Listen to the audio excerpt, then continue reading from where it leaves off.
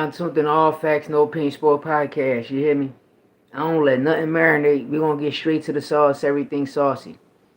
But for future reference, if you hear any music in the background, I have a window open and cars just driving by. So if you hear any music in the background, please do not give me no copyright strike, no copyright claim, ID, none of that. Because I can't stop whoever drives through banging music. You understand? I got no reach for that, so please don't try to give me no copyright claim. Just pay the artist. If you hear any music in the background, just pay them artists their money, please. But thank you. I would like to get into this. I see a lot of criticism on the Jerron Boots in this fight. Boots was the first American fighter that came to the state. Cameron was the first Russia/Ukraine fighter that came to the States and fought Boots. The first time we seen him was last year in July. The performance he put on was cool, you know. A lot of people say he ran. I just said it was the battle of the footworks. This time he came, after the fight last July, he went on a 3-fight winning streak. He had 4 fights in 1 year, but he went on a 3-fight winning streak to become the mandatory again at the IBF. Now, this speaks volumes. The reason I say that, Bud Crawford ain't fight no mandatory. Bud Crawford put on a poor performance against Madrimov.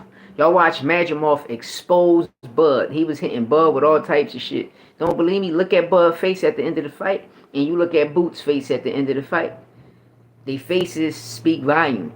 But Cameron is a better fighter than Madrimov. That's the key thing I hear nobody say is, damn, Cameron a better fighter than Madrimov, and Cameron a better fighter than Bochuk.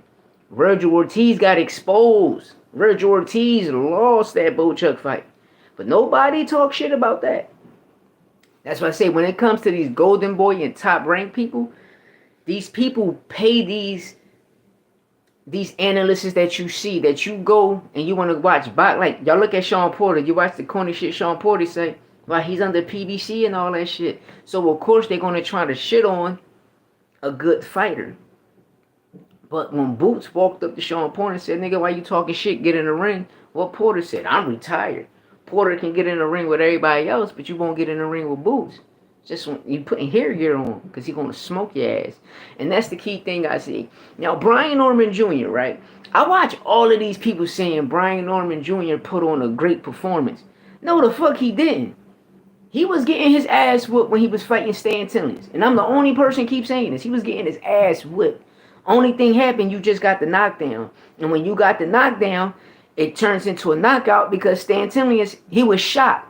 When you an elite fighter and you never been on the ground, you understand me? Shout out to Super Zab Judah for always explaining this. And I tell you people this, man. When a lot of these elite fighters taste the ground, you feel me? I do not own the copyrights to none of this music, so please do not fuck up my life. When the majority of these fighters taste the ground, these elite fighters, shock settle in. You know, and what I mean by shock settle in is like, damn, yo, I'm down on the ground. What the heck? Because you was never taught to take an 8 count. When you spar and you training, you was never taught when you get dropped, get back up. Why? Because you're not touching that floor. But for the people that touch that floor, like a lot, like past this weekend, Abdullah Chin is going to be a little suspecty, but he's a warrior. He goes out like a dog. He finished on his shield. When you watch, shout out to Khalil Cole that did finish on his field. When you watch Ryan with the Luke Campbell and all that, he got dropped, came up, finished on his shield. You got Adrian Broner did it, Zab Judah. Like, you got fighters that really do it, but you got these other people that really hate the 3 Kings. There's 3 Kings out there.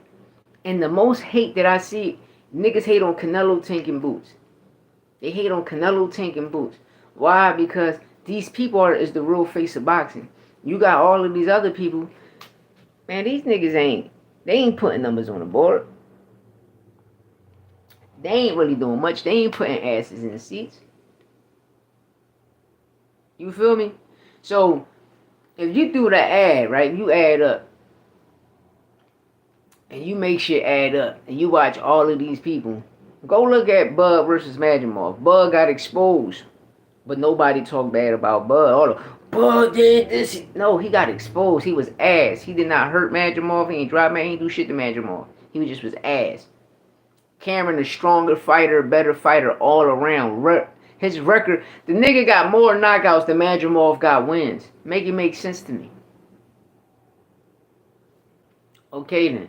We watched both Chuck beat the shit out of Vergil Ortiz and nobody criticized Vergil for his performance. You feel me? Nobody criticized Vergil for his performance. Everything, oh, Jerron Bootson is this. Jerron Bootson is that. Jerron Bootson is this. Jerron Bootson is that. Get off Jerron Bootson balls and just get in the ring. See, Brian Norman Sr., he doing too much talking. You talking a whole lot of hot garbage, Papito boy. You understand me? You talking a whole lot of hot garbage, Papito boy. Your son is a chump.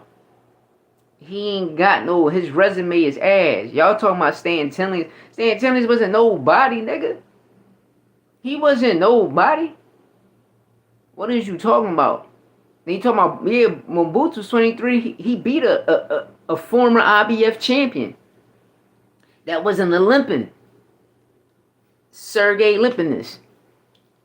So you seeing what Boots did when he was 23, 24. The nigga beat an ex-champion. The ex-IBF champion, Sergey Lipinus, who was a fucking Olympian at the same time. He was ex-champ, ex-IBF champ, and Olympian. So a lot of people say, oh, Boots ain't fighting nobody. He ain't beat no champion. He beat Sergey Lipinus.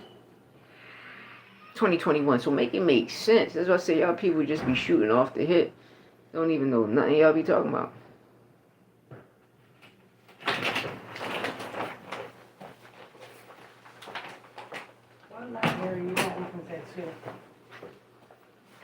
What?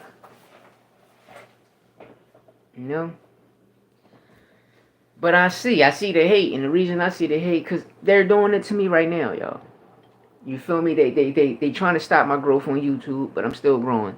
You know, they want to put strikes, visible shadow strikes on a nigga situation, like my live right now. I'm usually having 100, 200 people on my live. You think I got anybody on my live right now? Why? Because Bud, it's Bud and them top rank niggas. You know, that's always, and Devin Haney, I can't exclude you out of this shit neither, nigga, because I exposed you. The Haneys and Bud and them can't. This is what happened to my channel when you tell the truth about these people, man. This is what happened when you tell the truth about Turkey. But I'm glad Trump gonna get back in office. Because all of that shit y'all niggas trying to do, bro, you fucking with the American people. And y'all fucking with my live and y'all fucking with my growth. Right now I'm supposed to be monetized. I should have been monetized 3 weeks ago. Getting played. When I go on my YouTube studios, bro, I got 6,000 watch hours, motherfucker. What's up? I passed 1,000 subscribers.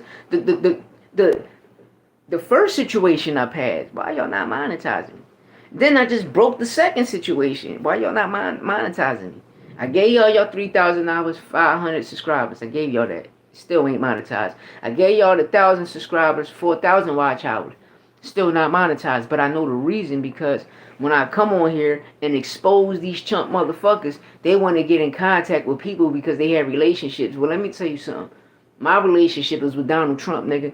And everybody that fuck with me on my page and trying to get me caught, I'm on your ass when my nigga get in office on the 20th.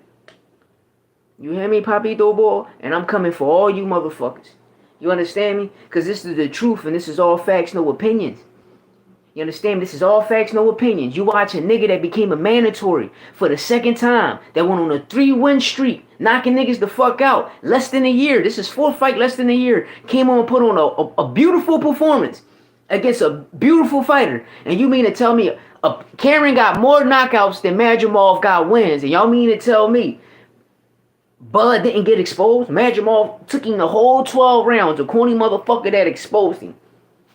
We watched Vergil Ortiz get his ass whipped, touch the canvas, not twice, but over 3 times, and they only said he touched the floor twice. Chuck beat the shit out of Vergil, and everybody said Vergil performance and Bud performance was this. Then what was Boots' performance? Only problem Boots ain't do was listen to his corner. All y'all watched the fight from round 1 to round 12. What Bozy kept telling him? You keep getting hit with dumb ass shit. Stop getting hit with all this dumbass shit. We ain't trained for this, bro. We did not train for this. Get him the fuck up out of here. We synced it. But Boots, he wanted to put on a performance for the people. He wanted to make this shit a fight. He wanted the people to make sure Karen came to fight. And Karen came to fight. If you put Karen in there with Brian Norman Jr., Mario Barrios, or Stanionis, Karen will wash them. And yeah, I would like to see the trilogy of Humming Boots again. Put Karen in there with any given motherfucking champion besides Jerron Boots Ennis. I bet you Karen get him out of here. The first fight I've been telling people, yo, this guy Karen footwork crazy. Who Karen? Bro, if you're a boxer, you're a true boxing fan, you watching everybody around the world, bro. You watching everybody. You going to Skybox, you going to Pam, you going to Eye of the Tiger, you going to the joint. You watching everybody fight. And this is what we got to do as fans. We got to give these other fighters their credit. These motherfuckers is elite fighters, and they come in there fighting the top dogs that we know of. Because why? I keep calling fighters commentary fighters. Why? Because that's the only fighters we know is all the commentary fighters. And then when a mandatory come over here and fight these niggas, we be like, damn, who the fuck is this mandatory? Bro, you're not a true boxing fan. What's the word they created now with casual? Because you don't agree with a person and his opinion. Nigga, I don't give opinions. I give facts. Give the next man his flowers too, because he came to put on a fucking performance. You understand me? See, one thing I learned about top-ranked fighters, like for instance, Keyshawn Davis, shout out to Keyshawn, you put on a beautiful performance, right? But you was fighting for the title eliminator for the WBO, right?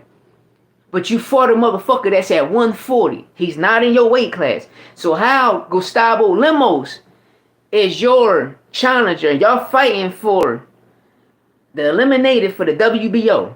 Why you ain't fight nobody in that weight class for the WBO? Everybody that's at 135 for that. Keyshawn Davis was supposed to fight Floyd Schofield or William Cepeda for the WBO.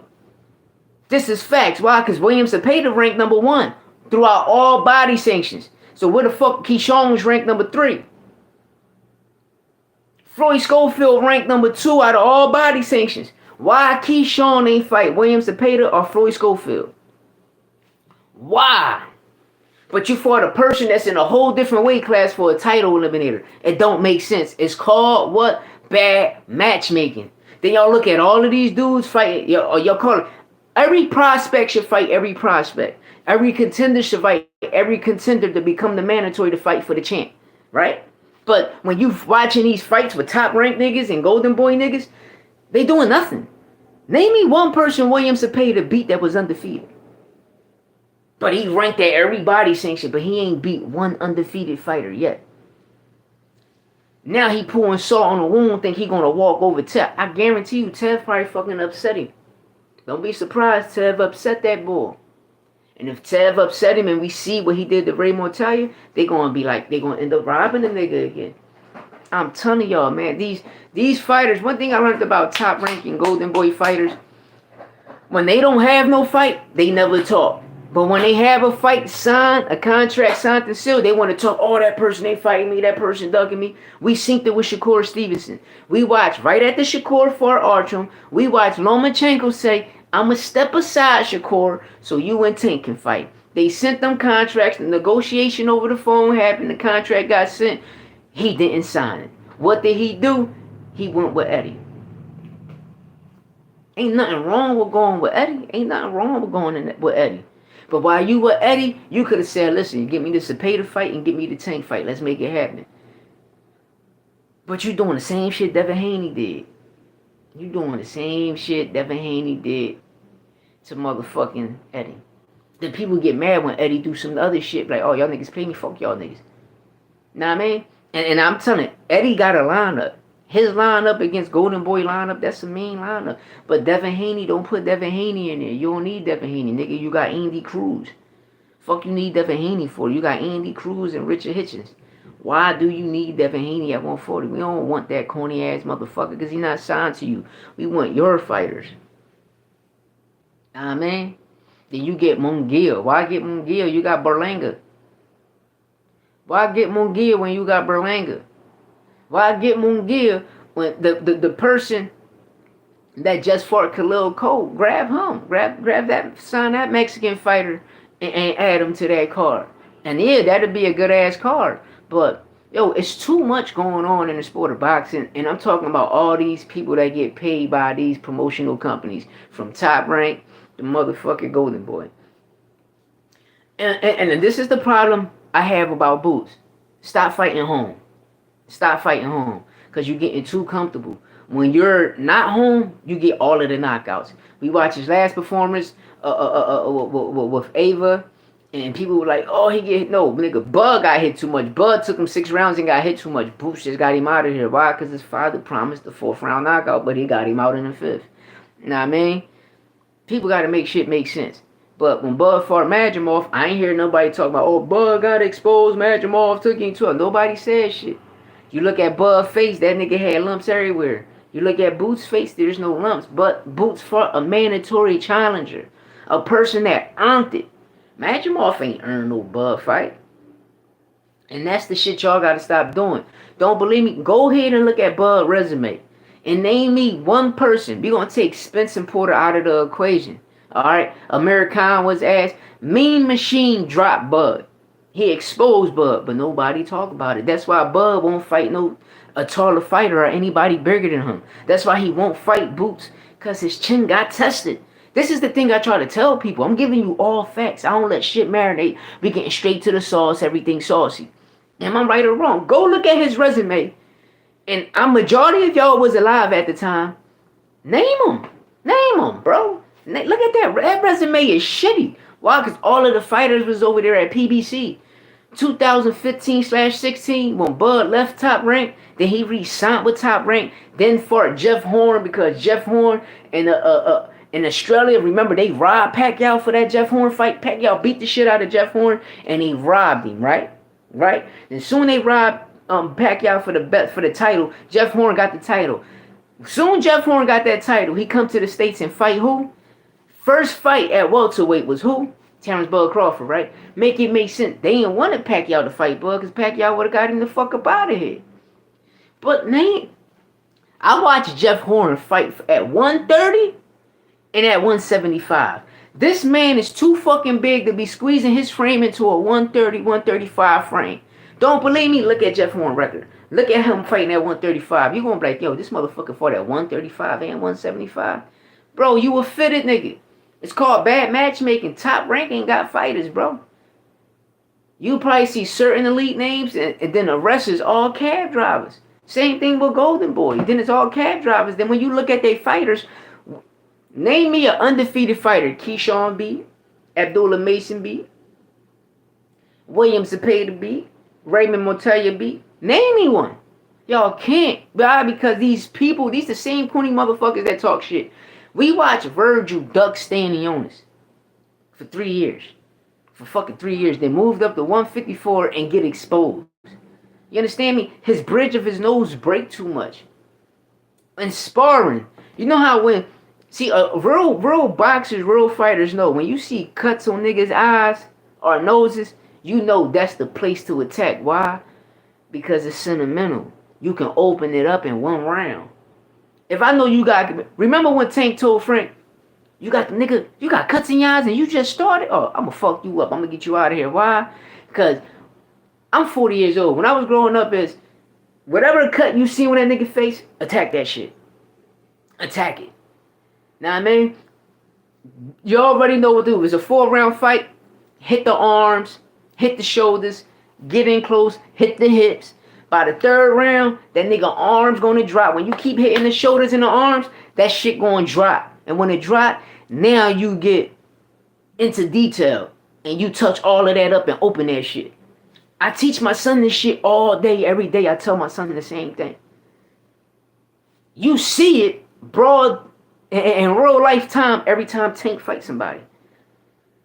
Know what I mean? But people don't want to give people their flowers, bro. They don't want to give people their flowers. You got good competition, you got great competition.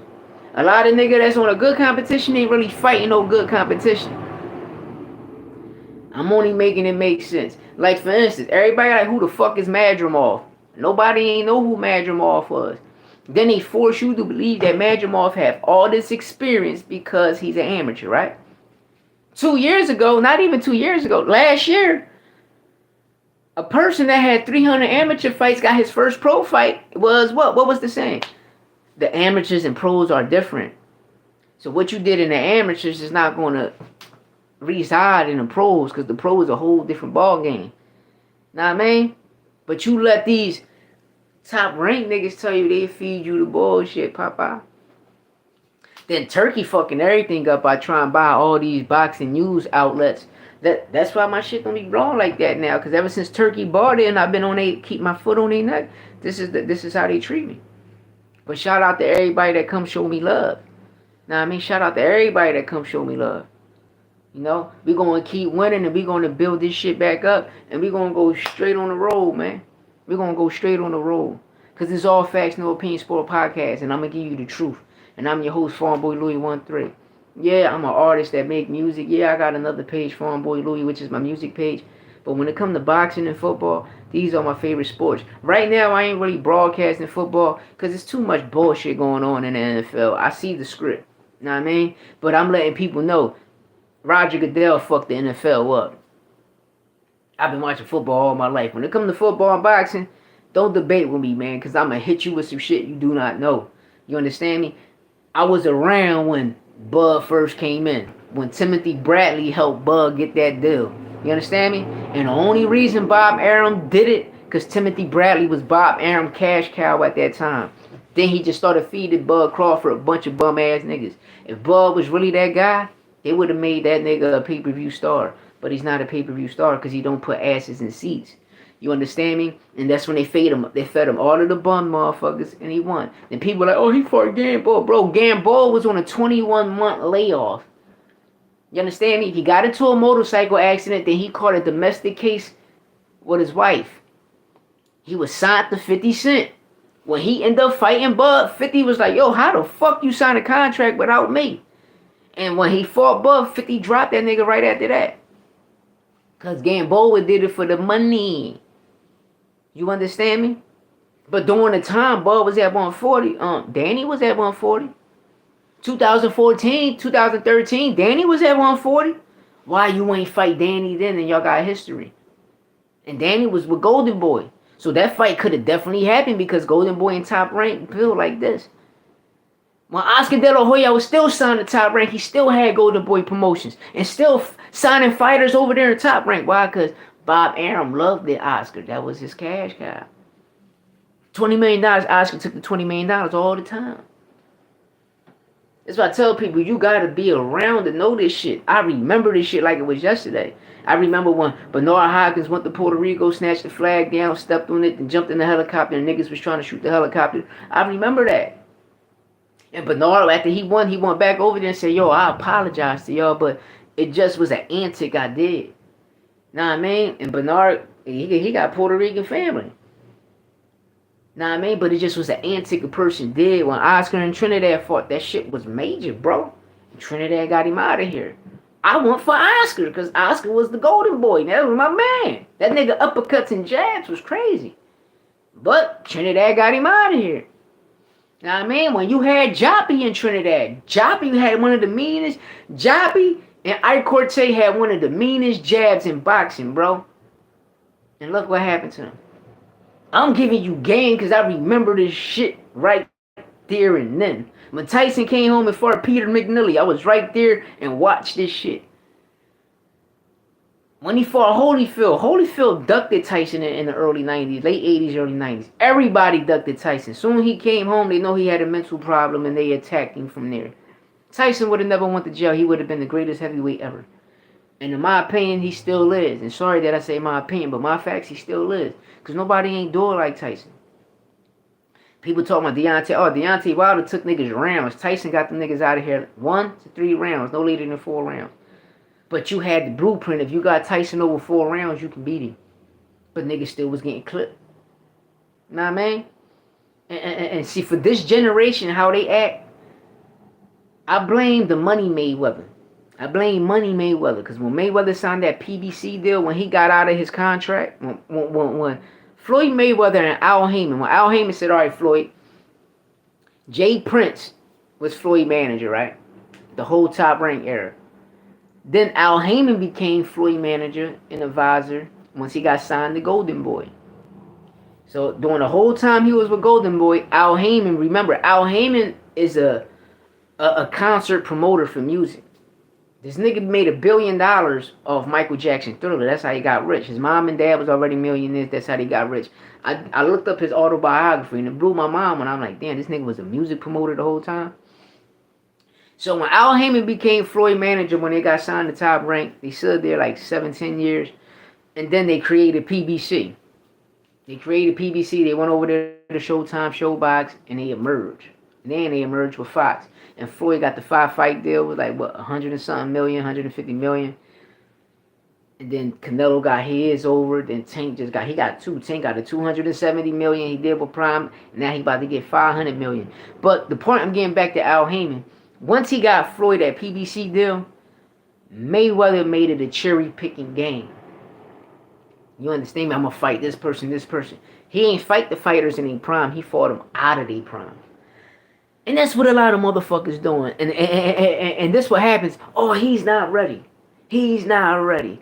How he's not ready if he's your mandatory? Make that make sense. I want the boxing world to make that shit settle in. You saying the person not ready, right? But he's your mandatory. But the person you fighting is not your mandatory, and he's not even ranked in the top 10. Make it make sense. Please make it make sense. I need people to make this shit make sense because I don't understand it. Seriously, I don't understand it. If I'm sitting there and I know how the game go with boxing and he's your mandatory, fight your mandatory, nigga.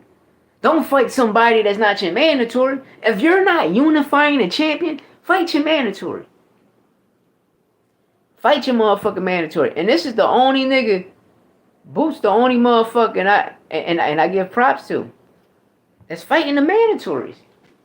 And y'all thinking Cameron was a slouch. No, Cameron made his name back. Cameron went from number 9, number 3 to number 1, becoming the mandatory in the IBF in 3 fights.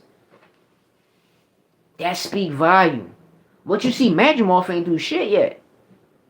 Madrimov taking his sweet time to go fight Bochuk. Man, who the fuck want to see Madrimov versus Bochuk?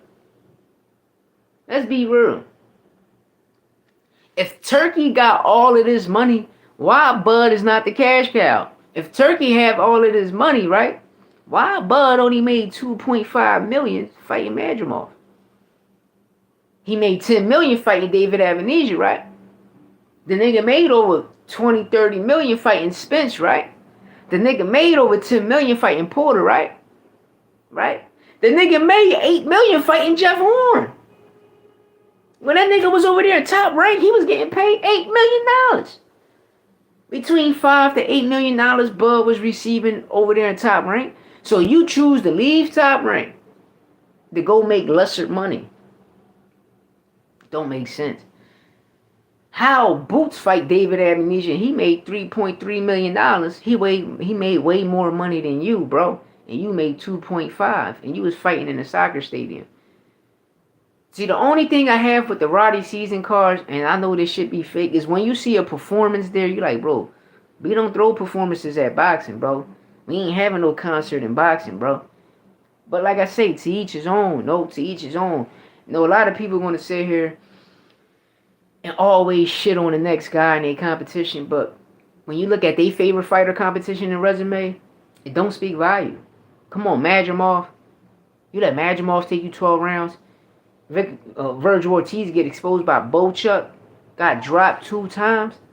That they counted. They ain't counted the other 2 because Bochuk was flooring the shit out of Virgil Ortiz. And then this is the crazy thing. They sparring partners. They're sparring partners. You motherfuckers is fighting sparring partners, bro. It's crazy. It's crazy out here. It's crazy. It's like Shakur Stevenson when he fought Jamel Herring. They're friends. They're sparring partners. You don't get no credit for that. Rematch Edwin De Los Santos. Then we can say, oh, yeah, Shakur got him out of here. No, we're not going to get that. This nigga said Archrum hit hard. So if Archrum hit hard, imagine what Pitbull Cruz would do. If Archrum hit hard, imagine what Tank would do. If Archim hit hard, imagine what Goido, aka Teofimo Lopez, would do. I'm gonna be real. One fighter need to get out of boxing, and that's Devin Haney. Cause if Devin Haney and T.O. happen, watch T.O. beat the shit out of Devin Haney, knock him out, and Devin Haney gonna come back and say niggas on PEDs. I'm done with Dev, man. I kept telling people Devin Haney he's nothing special. You know, but one thing I can say about Bud Crawford, Top Rank never gave him the opportunity because they never believed in him. So they always put him in there with bum-ass fighters. And the bum-ass fighters they put him in there with, they always thought that them bum-ass fighters would get Bud out the way because he's not an exciting fighter. And Bud just happened to prove them wrong all the time. You know? And I'm going to always say it, and I'm going to keep saying it. Once Bud became undisputed at 140, he never should have left 140. He should have stood undisputed at 140, right? Got 2 more fights at 140, then became a pay-per-view star. Am I right or wrong? He moved to 147. He never cleared out the division. Spence was getting all of the titles. Bud had what? Niggas see, when niggas get the WBO title, that's a top-ranked belt. Bud had the WBO. When he became undisputed at welterweight, he should have had 2 more fights at welterweight to become the cash cow. But they so dumb they don't even know that.